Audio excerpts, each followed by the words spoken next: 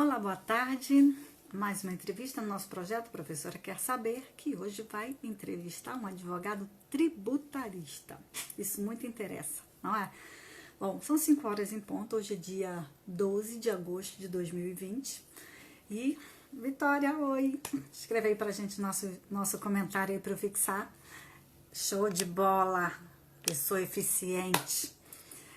E quero agradecer a Universidade Federal Rural do Rio de Janeiro, mais uma vez por esse projeto, a Pró-Reitoria de Extensão, que abraçou o projeto e nos deu a vitória 2 vezes, né? A vitória porque é um sucesso e a Vitória, que tá aí com a gente, que é uma vitoriosa também. E por estarmos aqui hoje, mais uma vez, desde o dia 6 de abril, com lives, com temas, com conteúdo, nesse período difícil que o mundo todo está atravessando, não está sendo fácil para ninguém. E a gente vai receber hoje um advogado jovem, porém muito experiente, com muita informação para passar. Vamos receber o Dr. João Pedro Werneck, que já chegou, vou chamá-lo.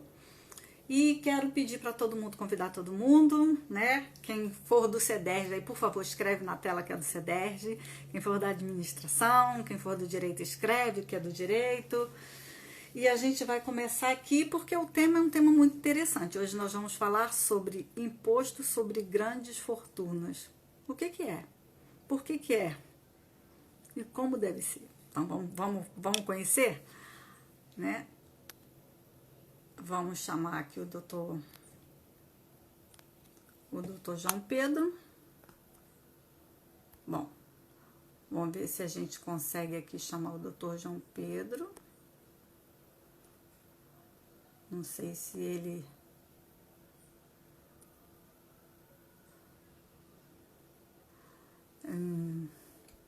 Bom, eu preciso chamar o doutor João Pedro. Oi, Isis, que bom que você tá aí, de Barra do Piraí, que bom. Ô, Larissa, também é da ADM, gente, que bacana, tá? Maria Paula, oi. João Pedro, eu tô tentando te chamar, acho que agora vai, mas eu não tô conseguindo, não. Tem algum impedimento aí? Tenta me chamar novamente. Tenta fazer o convite de você para ver se eu consigo aceitar, porque eu tentei aceitar, não entrou. Vamos lá. Vamos ver se a gente consegue chamar o doutor João Pedro. Vê se você consegue.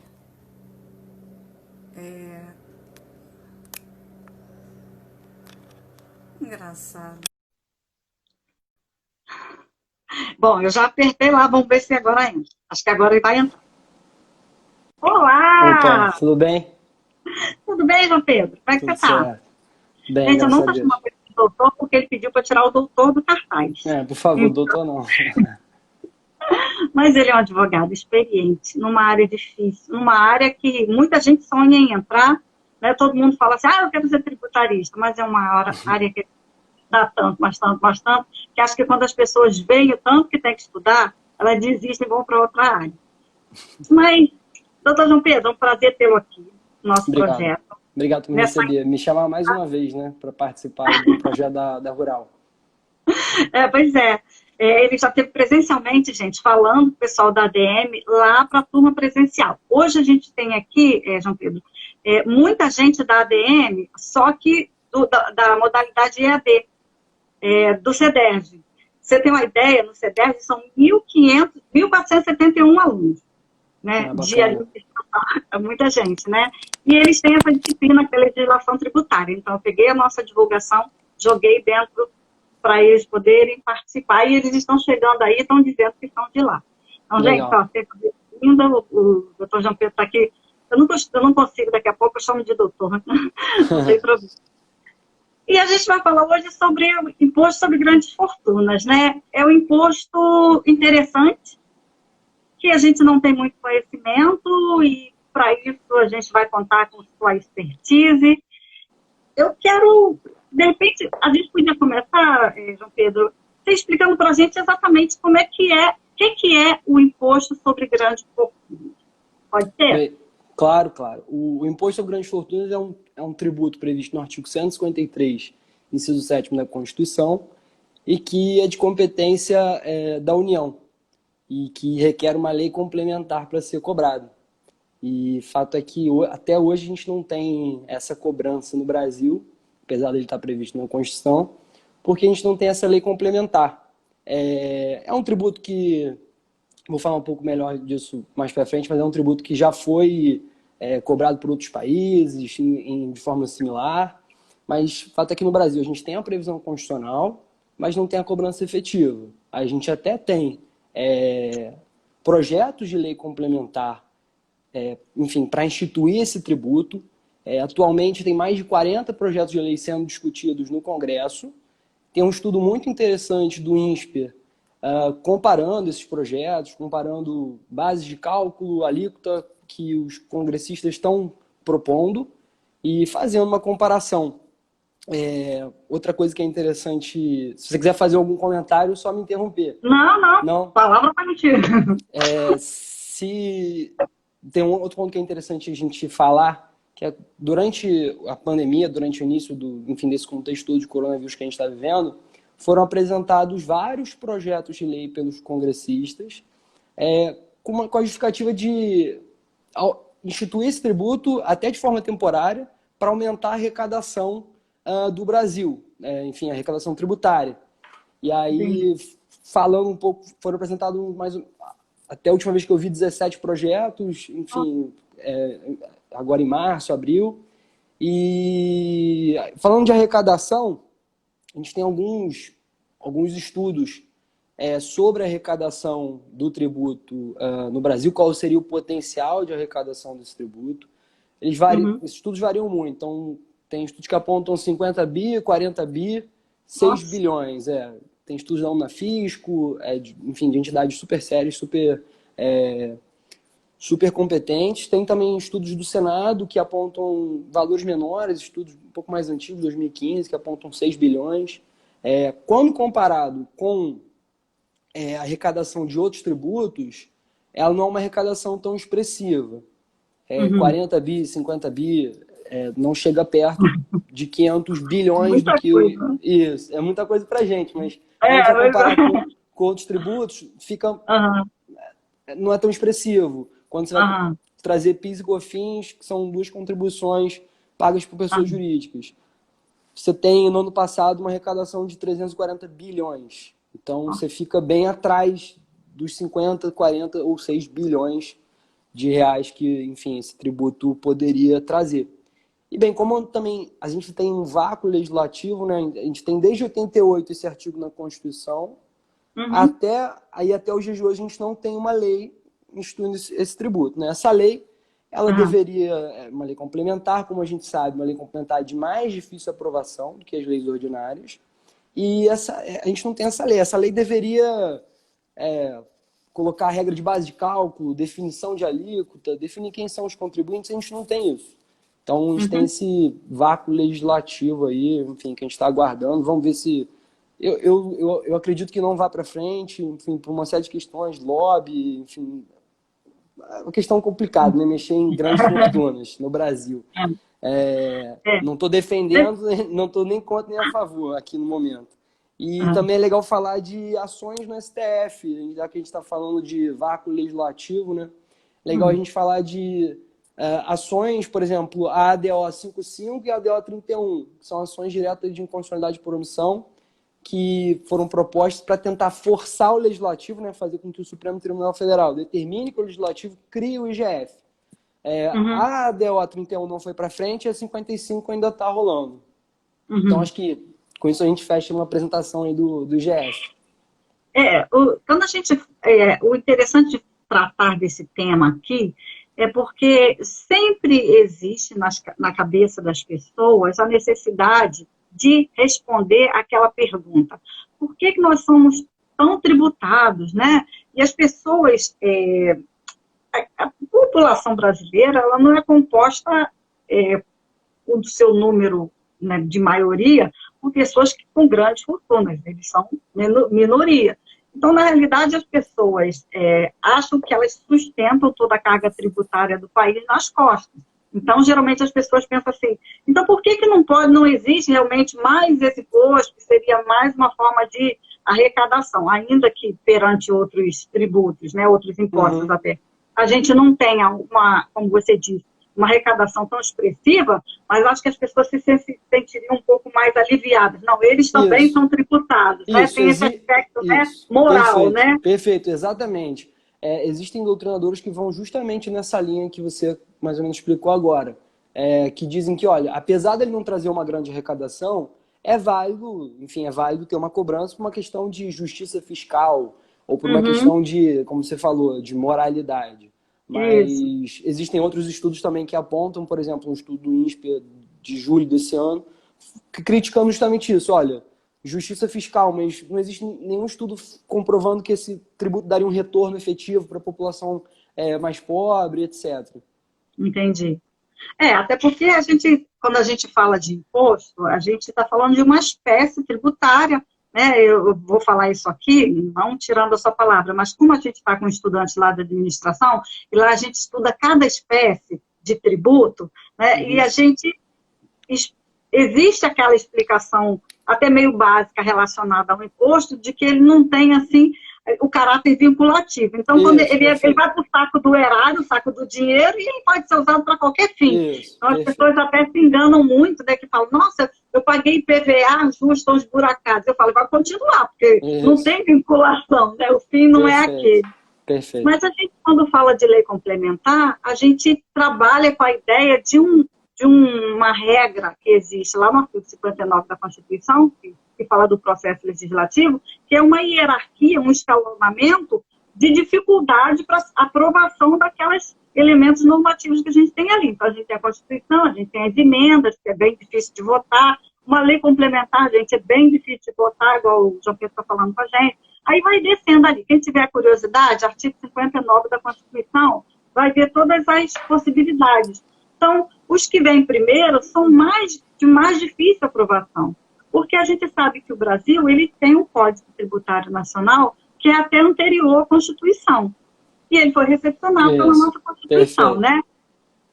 E a gente, ou seja, a questão econômica no Brasil, essa questão de tributos, isso campeia os nossos livros de história, né? A gente tem toda essa construção de arrecadação de impostos para a coroa, sempre vai existir, porque quando o Estado existe e tributa, é fato. Mas aí, pegando esse gancho um pouco, eu queria até te pedir, já que a gente já possuía um Código Tributário Nacional, e a gente teve a Constituição em momento posterior, você pode dar esse caminho desse tipo desse imposto na história para a gente Perfeito, entender como é que perfeito, ele surgiu, como é que isso perfeito. funciona? Vamos falar de origem do Isso. IGF, né? Do artigo na Constituição especificamente, o artigo ele teve como principal idealizador o constituinte Antônio Maris. E aí ele teve como opositores nomes mais conhecidos, de repente, nossos, como Francisco Dornelles, José Serra, que são nomes tão mais contemporâneos, Sim. digamos assim. Conforme admitido pelo próprio Antônio Maris na Assembleia Constituinte, aliás, no site tanto do Congresso quanto do Senado, tem um material muito rico para Legal. estudo constitucional. Tem todos os registros, para você ter ideia, todos os debates travados na Assembleia Constituinte. Então você tem os debates dos constituintes, o Antônio Maris falando, o José Serra rebatendo. Enfim, é um material muito bom para quem gosta de estudar direito constitucional. Bacana. Mas, voltando aqui para a origem, conforme admitido pelo próprio Antônio Maris na Assembleia Constituinte, esse tributo tem inspiração em tributos cobrados na época por outros países. Certo. Países principalmente da OCDE. A OCDE, para quem não está familiarizado, é uma organização internacional. Uhum. Atualmente ela é composta por 37 países. Ela é uma organização cujo objetivo é discutir e alinhar práticas econômicas, que, claro, envolvem Uhum. tributos, instituição de tributos, E importante também falar que o Brasil não faz parte da Não, OCDE, não é integrante. mas quer entrar, né? Ele quer entrar e Tá ele é de olho. considerado isso é considerado um parceiro-chave Aham. da OCDE. E ainda falando, então, enfim, a origem, para a gente ver, tem uma origem em experiências internacionais adotadas na época, é bom a gente pontuar isso. E, enfim, essa foi a inspiração do artigo na Constituição. E eu tenho um material aqui, eu queria ler um pedacinho, Claro, fica à vontade. enfim, é um relato do jornal Correio Brasiliense de 9 de novembro de 1987, então do jornal da época da Antes, Constituição. Isso, da época da Constituição. sim. É um jornal que relatou um dos debates que teve numa das fases de aprovação do artigo na Constituição. Enfim, e ele relatou isso aqui. Ao ser votada a proposta de criação do IGF, 47 constituintes, o número mínimo para aprovação, disseram sim. 37 disseram não. E 2 se abstiveram. Então, foi uma votação já apertada nessa fase. Apertada. Isso. Embora o 47º voto favorável tenha sido dado pelo deputado Fernando Santana, o responsável pela aprovação foi o deputado Marcos Lima. Ao entrar no plenário, seu nome foi chamado a fim de dar o voto. Agora repara, sem saber o que acontecia e o que era votado, o deputado virou-se para os colegas e ouviu um apelo da esquerda. Vota não, vota não. Não teve dúvidas. Votou sim. Somente depois tomou conhecimento do que havia feito quando recebeu críticas de outros companheiros. Então, você vê como que é... Politicamente o Brasil não mudou muito, não. Como que ele foi discutido, né? Eu acho que é interessante. Um outro ponto também que é legal de falar é que um dos primeiros projetos, se não o primeiro projeto de lei apresentado para a criação do GF foi do próprio Antônio Marich. Certo. Essa questão de ter algo, as pessoas sempre falam assim, o Colégio Pedro II não tinha que estar na Constituição. A Constituição não tinha que ter só assuntos próprios de uma Constituição. Né? Mas a gente tem, por exemplo, um assunto sério como esse, que é a questão dos tributos, e a gente também não vê nada acontecendo em relação a isso. Não, a gente vê discussões, mas como você mesmo disse, o próprio nascimento da ideia, ele já é um nascimento meio que, parece assim, parto da beira da estrada, né?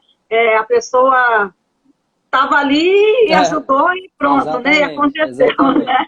Eu estava passando, me pega aqui, vem cá você, né? Essa tem uma história de um engenheiro que contou pra gente que ele chegou numa cidade do interior e ele mal chegou e falaram para ele assim, doutor, corre aqui lá em casa que a minha mulher está tendo neném.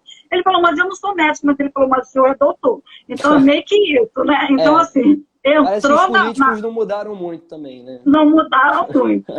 Mas quando a gente fala de IGF, que é o Imposto sobre Grandes Fortunas, e tem essa questão da gente ter essa necessidade, como você disse, moral, essa questão, né, de saber que todo mundo está sendo tributado, porque parece que os pobres pensam, os pobres aqui, a população que se sente pobre em relação a quem é milionário, né? Quando a gente fala de direito tributário, é tudo na casa de milhões, de bilhões, a gente fica se sentindo lá embaixo. Então, vamos colocar assim, as pessoas mais desfavorecidas, né, financeiramente, elas se sentem meio que carregando esse peso nas costas. Se elas soubessem também o quanto que elas arcam indiretamente, acho que elas ficariam mais revoltadas ainda, né? Isso foi até um debate. Eu acho que a depressão ia ser, né, a situação demais, ia ser pior, Mas o ideal é que todo mundo soubesse, enfim, para a gente ter uma transparência na arrecadação. A gente até trocou uma ideia sobre isso lá naquela nossa conversa sobre a reforma tributária, lá na Rural. Enfim, a tributação no Brasil ela é regressiva, né? Ela, falando de grosso modo, ela vai acabar atingindo mais a população mais pobre por conta de uma tributação no consumo que não diferencia capacidade contributiva, etc. Quando a gente trata de impostos, de modo geral, e a gente tem essa sensação, as pessoas têm a sensação de que tudo é imposto, mas não é. Nem todo tipo de recolhimento que você faz para a União é um imposto, pode ser outro tipo de tributo, né? Exatamente. né? Taxa, pode ser uma taxa, uma contribuição de melhoria, um empréstimo compulsório, uma contribuição especial, e você também tem o imposto, né? Então são as Eu acho que espécies as tributárias. pessoas associam muito a palavra imposto à questão de que é obrigatório que se pague, É. né? É obrigatório que se pague, Uhum. ok. Mas a palavra imposto, ela é uma espécie apenas tributária. Eu Perfeito. queria, eu queria te falar o seguinte: quando a gente fala de IGF no Brasil, a gente tem essa história que você acabou de relatar. Mas esse é um imposto que existe em alguns lugares do mundo. Ele Perfeito. existe em alguns países. Perfeito. Quais países existem? Funciona? Não funciona? Como é que é isso? Vamos falar um pouquinho então de experiência internacional do GF, né? Isso, vamos lá. Como a gente estava falando, acho que é legal a gente focar em OCDE, que são os países que é Ok. composto por países mais desenvolvidos, vamos colocar assim, eu não gosto tanto dessa expressão, mas é composto por países mais desenvolvidos, mais ricos, Uhum, inegavelmente. A OCDE tem 37 países, como eu tinha falado. Dos 37 países, 12 já utilizaram o IGF, só que hoje apenas 3 deles utilizam esse tributo.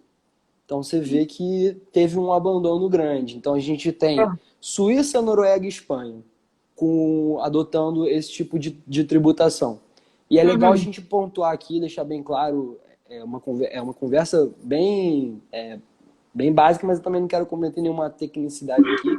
Mas é que o IGF, quando a gente fala de IGF no Brasil e fala de IGF no exterior, tem uma diferença. O IGF aqui, tá. brasileiro não é igual ao IGF no exterior. O IGF que é considerado aqui no Brasil não é o que é considerado pela OCDE. Mas, dito Uhum, isso, guardadas as devidas proporções, 3 países só, dos 37 países da OCDE, atualmente uhum, adotam esse tributo.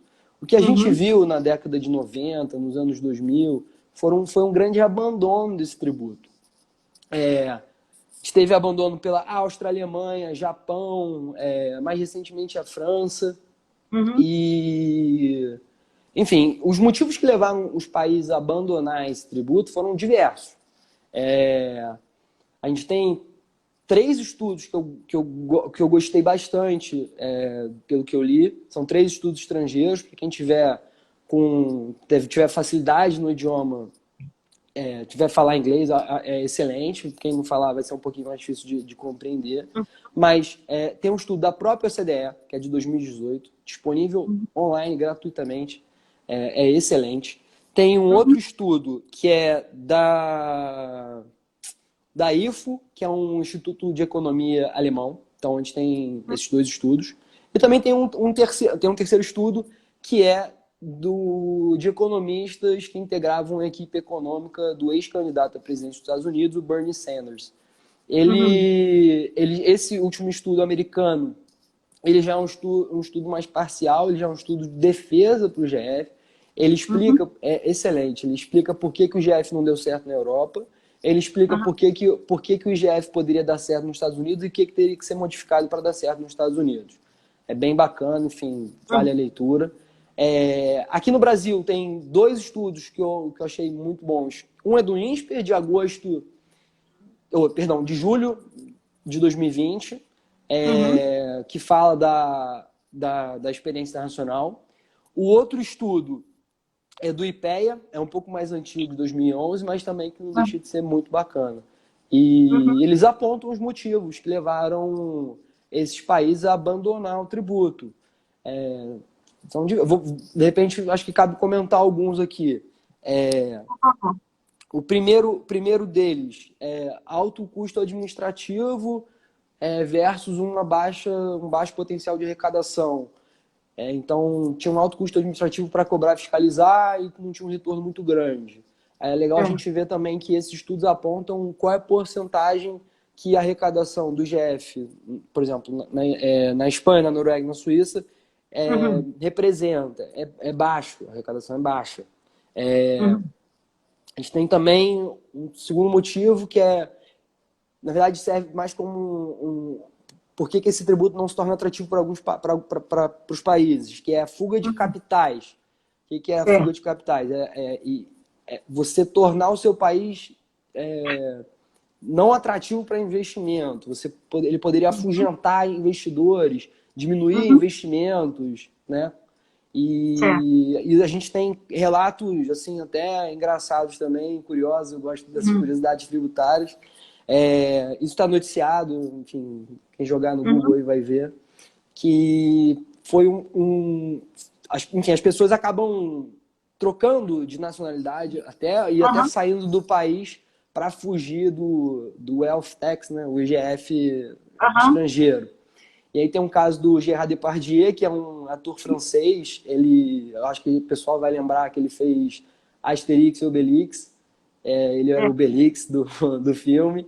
E ele trocou de nacionalidade, ele saiu da França, enfim, quando a França ainda tinha o IGF, e foi para a Rússia para fugir do IGF. Então, assim, tem esse motivo também de fuga de capitais. E tem motivos mais específicos, por exemplo, como aconteceu na Alemanha, o tributo foi declarado inconstitucional lá, e um dos motivos que levou esse tributo a ser declarado inconstitucional foi o fato dele acarretar, gerar um tratamento antisonômico, né, que não é igual entre investidores que tinham ativos imobiliários, ou seja, tinham bens imóveis e outros tipos de investidores. E por que disso? Porque geralmente, assim como acontece, por exemplo, aqui no município do Rio, os imóveis para fins tributários são subavaliados. Então, por exemplo, o IPTU de um apartamento que vale, na verdade, 2 milhões ou 1 milhão, para fins de IPTU, ele vale 200 mil. E aparentemente... É o valor venal, né, do imóvel. Exatamente, que é subavaliado. Ele não vale... O valor de mercado é muito maior que esse. Geralmente custa maior. Então, lá na Alemanha parece que aconteceu isso também. Pelo que eu li, e eu vou fazer um salvo engano aqui, porque eu li estudos brasileiros sobre isso. Comentando essa questão, que você tinha essa questão de subavaliação. Tinha outros casos também, na Finlândia, gerava transferências para ativos específicos. Isso não era interessante, então o pessoal tirava o dinheiro de um tipo de investimento, colocava em outro, porque existia uma questão de isenção, uma alíquota menor, enfim. Enfim, esses são os motivos mais, enfim, alguns exemplos de motivos. Então, o que a gente tem, o cenário é esse. No Brasil, ele está previsto na Constituição, artigo 153, inciso 7º, competência da União. Ele requer uma lei complementar para ser cobrado. Essa lei complementar não foi aprovada ainda, tem vários projetos de lei sendo discutidos. Como a gente comentou aqui também,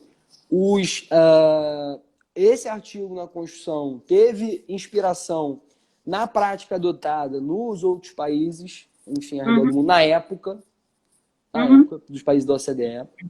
E a realidade hoje é que os países da OCDE, a maioria já abandonou esse tributo, então, e a maioria nunca adotou esse tributo. Então, a gente tem, de 37 países da OCDE, a gente tem 3 países que adotam esse tributo.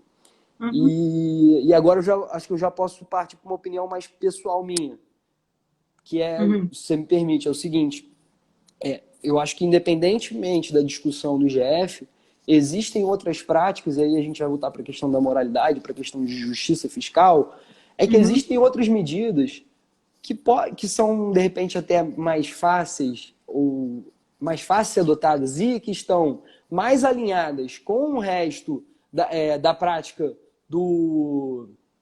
enfim, do resto da prática que é adotada nos outros países, que são, basicamente, posso dar alguns exemplos aqui. Tributação de dividendos, que todo mundo fala. O Brasil é um dos únicos países do mundo que não tributa dividendos. Então, a gente poderia tributar dividendos. É lógico que isso deveria vir, isso é pouco debatido. Tem vários projetos de lei também para tributação de dividendos, e agora saindo um pouquinho do nosso tema, mas também não descolando tanto, porque a gente está falando de justiça fiscal. Mas existem vários projetos de lei discutindo isso, mas os projetos de lei mais sérios, vamos botar assim, os melhores, mais aperfeiçoados, são aqueles que propõem a tributação de dividendos, que hoje existe uma isenção na retirada de lucros de uma companhia. Enfim, e os projetos mais aperfeiçoados são aqueles que, além de tributar os dividendos, eles reduzem a carga corporativa. Então, tribui imposto de renda da pessoa jurídica, contribuição social sobre o lucro líquido, tribui pode até ter uma redução de PIS/COFINS. Então, você tem esse movimento que é feito, enfim, em vários países, que é você tributar os dividendos, diminuir a carga tributária corporativa. E isso poderia ser feito de maneira mais fácil. A isenção dos dividendos você faz com a revogação de um artigo. E enfim, com a redação de um novo artigo, você pode estabelecer uma diferenciação de tributação dos dividendos. Quanto mais dividendos você tira, mais você paga. Quanto menos dividendos você tira, menos você paga de imposto de renda. Então você não necessariamente precisa fazer um esforço legislativo, aliás, que parece, na minha opinião, parece que o Brasil está um pouco atrasado nisso. Ou seja, vários países, principalmente da Europa, né, vários países europeus adotaram, viram que não deram certo, alguns insistem. Tem um movimento nos Estados Unidos, mas parece também ser um movimento que não é tão forte. Bernie Sanders saiu, abandonou a candidatura dele. E, enfim, existem outros tipos de tomada de medidas que podem ser tão benéficas quanto para promover justiça fiscal. A gente pode também, e é um pouco mais complexo, mas a gente pode diminuir a tributação sobre consumo, que a gente estava falando aqui agora há pouco, para tornar a tributação do Brasil menos regressiva. Então, existem outras medidas que podem ser tomadas cujo efeito vai ser benéfico, de trazer, enfim, trazer uma justiça fiscal, trazer maior transparência. Enfim, é isso. De tudo que você fala, a gente percebe que pensar o direito tributário, ele exige assim, um arcabouço, né, de conhecimento, principalmente em relação à legislação, que é muito grande. Eu lembro de você falando lá presencialmente na palestra que você fez lá para a gente, eu lembro que você falou assim, é difícil pensar porque nós temos muitos estados e mais de 5.500 municípios. Né? Então, assim, se eu puder te explorar só um pouquinho, eu queria que você falasse sobre essa questão do quantitativo que a gente tem de municípios e como isso, agora saindo até um pouco do IGF propriamente dito, mas como essa questão tributária, ela é complicada em relação a esse quantitativo que a gente tem, né? Não, tudo bem. Vamos falar um pouquinho até disso. Até para aproveitar para o pessoal do CDES aproveitar bastante. Não, vamos falar disso de novo sem problema nenhum. O que eu comentei na época, deixa eu só refrescar a minha memória. Nas propostas de reforma tributária, reforma constitucional tributária, né, existe propostas de que você extingue vários tributos. Entre eles PIS, COFINS, ICMS, ISS, salvo engano, IPI também. E a dificuldade de você transforma esses 5 tributos num só. E a dificuldade, e o que eu comentei foi exatamente isso, a dificuldade de você extinguir 5 tributos é que o PIS, COFINS e o IPI são de competência da União, enquanto que o ICMS é de competência dos estados. E o ISS é de competência dos municípios. Então, você tem que juntar todo mundo para discutir, olha, a gente vai extinguir o tributo que gera arrecadação para você.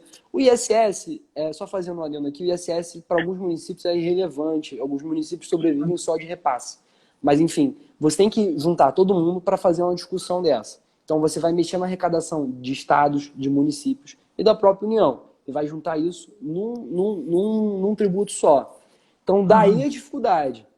Você juntar todos esses entes federativos para uma discussão de reforma tributária. É algo que é um desafio, mas, enfim, que tem que ser estudado.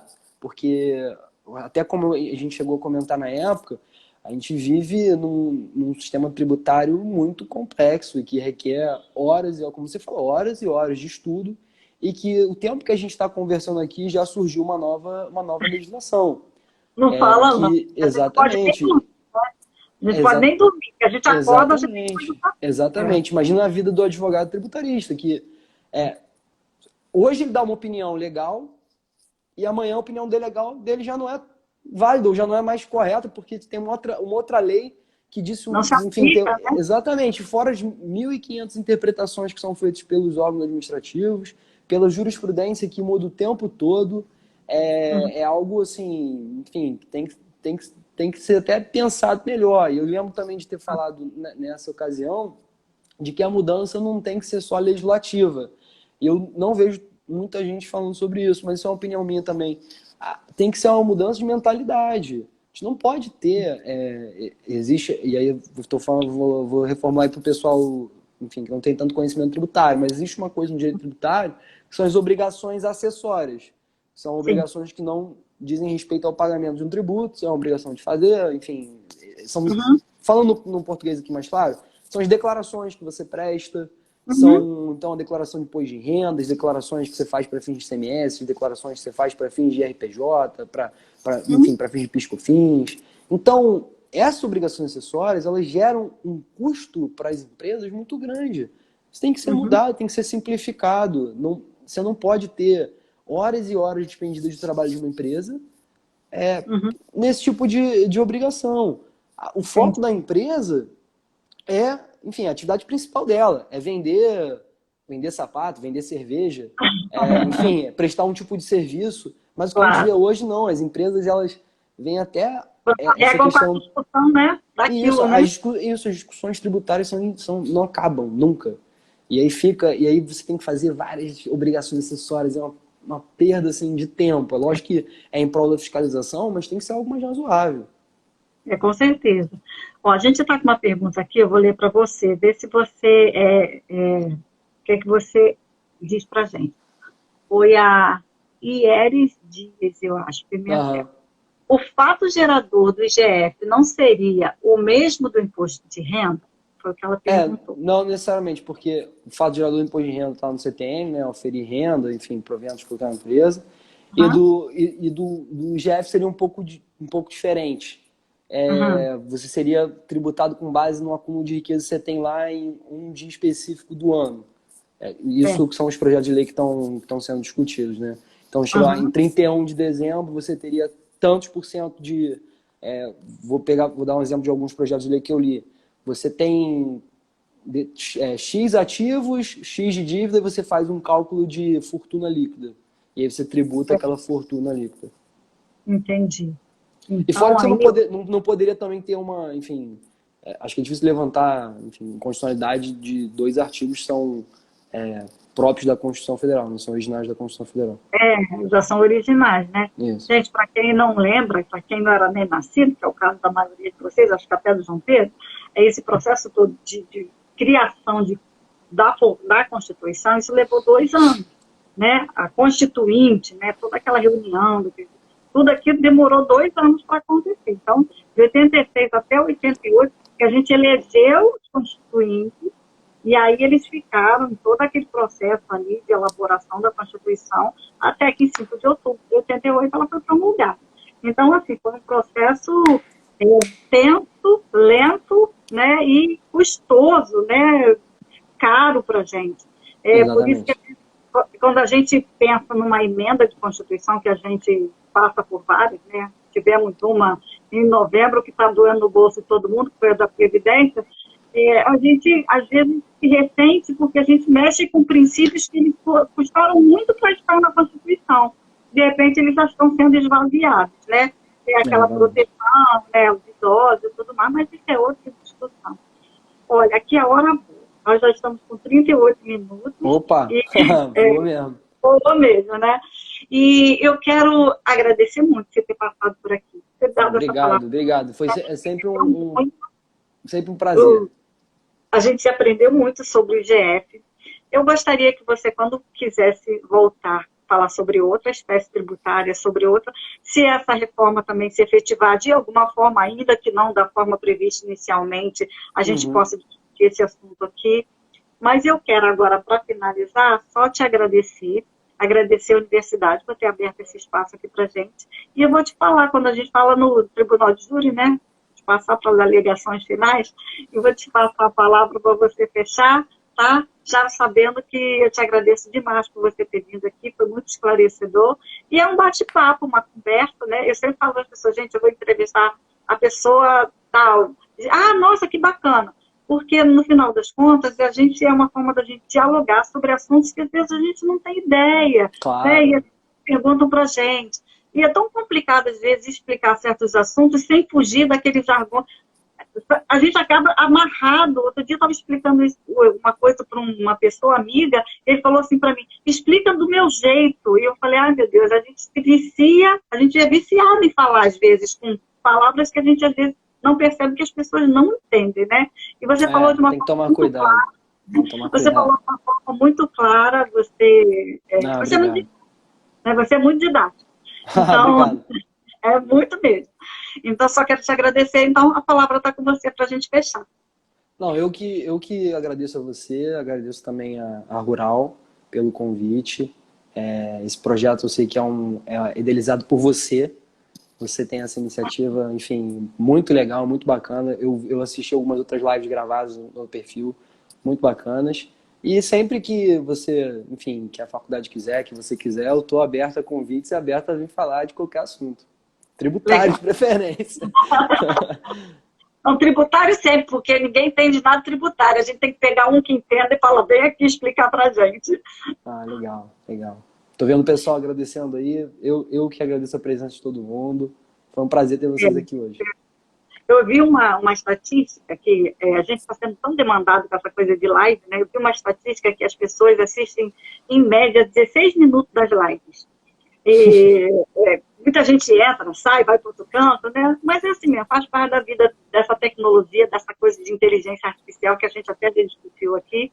E eu tenho só a agradecer a quem entra, quem fica, quem não pode ficar, eu agradeço da mesma forma, porque a vida é assim, uma corrida, Tá e certo. a gente precisa estudar. Só vou desativar os comentários rapidinho, para a gente fazer uma foto. Espera aí. Isso.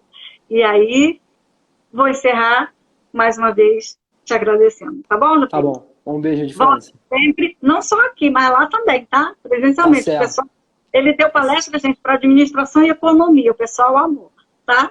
Obrigada. Tchau. Beijo. Tchau, tchau. Ah, outra coisa. Eu posso salvar sua live? Pode. Posso? Então tá bom. A professora Lane falou assim para mim, pede a ele, por favor. Porque eu falei, então tá bom, vou pedir. Tá bom. Sim. Um beijo. Tchau, tchau.